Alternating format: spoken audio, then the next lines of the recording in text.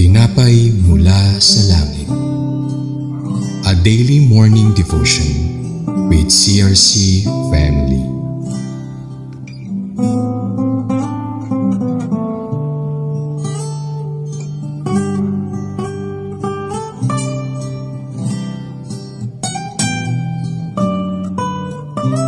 Isang mapagpalang umaga po sa ating lahat. Ako po si Diaconessa Lita Kabatbat ng CRC Mother Church. Samahan niyo po kami sa ating programang Tinapay mula sa langit, sa pang-araw-araw nating debosyon sa salita ng Diyos. Ngayong umaga pong ito ay matutunghayan natin ang salita ng Diyos na matatagpuan sa Leviticus chapter 26 verse 1 and 2 na may title, Do Not Worship Idols, at sa Tagalog, huwag sasamba sa Diyos-Diyosan. Ngunit bago po tayo magpatuloy, tayo po muna ay manalangin. Diyos naming makapangyarihan sa lahat, narito po kami sa umagang ito at nagpapakumbaba, nagpapalinis po sa inyong banal na espiritu upang muling mag-aral ng inyong salita. Itago mo po ang inyong lingkod at ikaw ang manguna sa akin sa mga oras na ito. Mabless na po nawa ang makikibahagi at makikinig sa inyong mensahe. Salamat po Panginoon sa lahat ng pagpapala at pagmamahal na wala mong sawang ibinibigay sa amin. Sa ngalan ng iyong anak na si Jesus, aming Diyos at tagapagligtas at sa banal na Espiritu.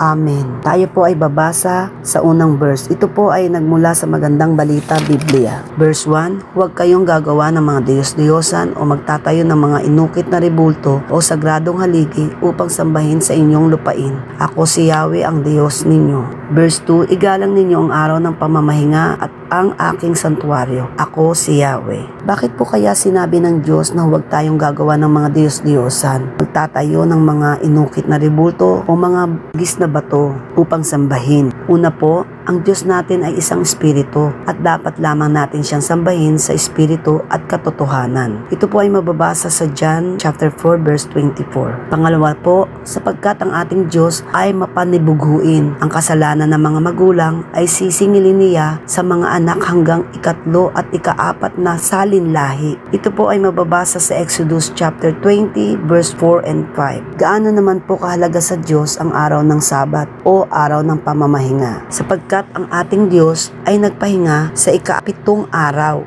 at ito ay mababasa sa Genesis chapter 2 verse 1 and 3. Pangalawa, sinabi ni Jesus na itinakda ang araw ng para sa tao, hindi nilikha ang tao para sa araw ng pamamahinga. Ito po ay mababasa sa Marcos chapter 2 verse 27. Bago po tayo pumunta sa ating conclusion, muna ay may i-share ng kahit maiksi lang po na aking naging karanasan. Ako po ay lumaki sa mga lola na madasalin at yung kinaugalian po namin at itinuro sa amin na darasal kami at kung kami ay mahihiling ay luluhod sa harap ng altar sa maraming imahe at mga rebulto at larawan na dapat naming sambahin. Kinalakihan ko rin po at paniniwala ko na ito ay nagmimilagro. Kaya yung mga araw po nung mga time na yon na may makikita kong nagsasabi na nagmimilagro ang Diyos na ganito, ang imahe nito, ay talaga pong naniniwala kami. Ngunit nung ako po ay nakakilala sa Panginoon, ito po lahat ay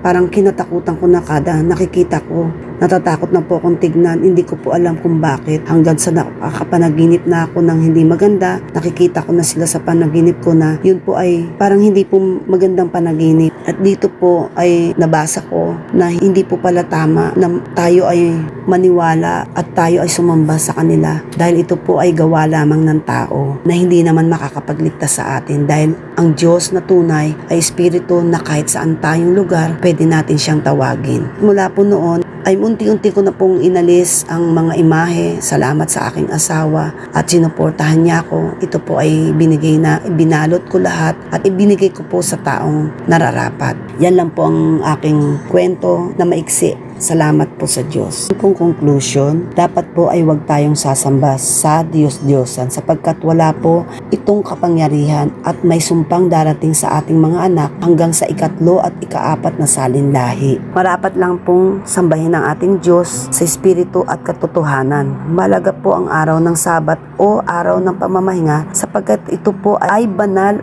at ito po ang araw ng ating pagsamba at kapahingahan po natin sa pisikal at kapahingahan din po ng ating espiritual sa presensya ng Diyos. Para po sa ating pagtatapos, tayo po ay manalangin. Salamat po, Panginoon, sa mensahe mo sa amin sa umaga ito. Natunay nga pong ikaw lamang ang siyang nararapat naming sambahin. Hindi ang mga hinugis na bato o mga sagradong haligi na gawa lamang ng tao. Muli salamat, Panginoon, sa katuroang ito.